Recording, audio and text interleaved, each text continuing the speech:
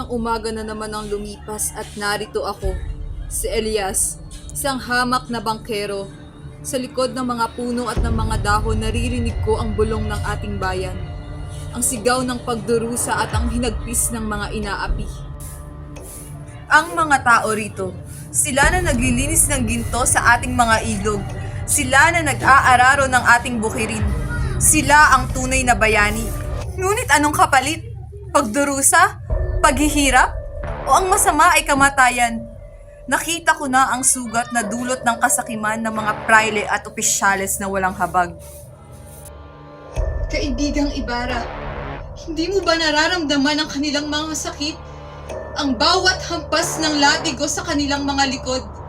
Ang bawat patak ng sugat na tumadaloy sa kanilang mga sugat. Pinapakiusap ko sa'yo. Itaguyod mo ang kanilang kalayaan. Ang dugo ng mga bayani ay hindi dapat mawalan ng saysay. Kaibigan, hindi mo ba naririnig ang sigaw ng kalayaan? Ang bulong ng ating ninuno? Ang pangarap ng henerasyong ito? Hindi tayo maaaring magpatalo. Ang lupang ito ay atin. Ang kalayaan ay atin.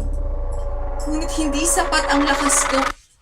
Hindi sapat ang buhay ko. Kailangan ko kayo. Kailangan tayo ng inang bayan. Pag-ibig sa bayan. Pag-ibig sa katarungan. Iyan ang tanging hangarin ko. Hanggang huling patak ng aking dugo.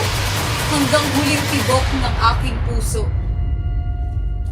Ngunit alam ko, kaibigang Ibarra, na hindi ito magiging madali. Ang landas na pinipilit nating tahakin ay puno ng sakripisyo at pagsubok. Ikaw, Ibarra, ang pag-asa ng ating bayan. Huwag mong hayaang lamunin ka ng galit at ng iyong puot. Gamitin mo ang iyong talino upang baguhin ang ating lipunan. Ngunit parati mong tatandaan na ang pagbabago ay hindi mararating kung walang pagsasakripisyo. Bawat hampas ng alon sa ilog at dagat, sa bawat hagod ng hangin sa parang, huwag tayong susuko. Naririnig ko ang kalayaan, naririnig ko ang ating mga ninuno, naririnig ko ang pangarap ng henerasyong ito. Huwag tayong papatalo, huwag tayong susuko. Ang lupang ito ay atin, ang kalayaan ay atin. Ibarra, ako si Elias.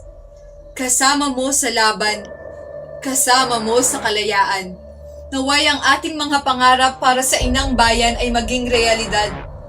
Hanggang huling patak ng ating dugo, hanggang huling tibok ng ating puso, kasama mo ako sa labang ito.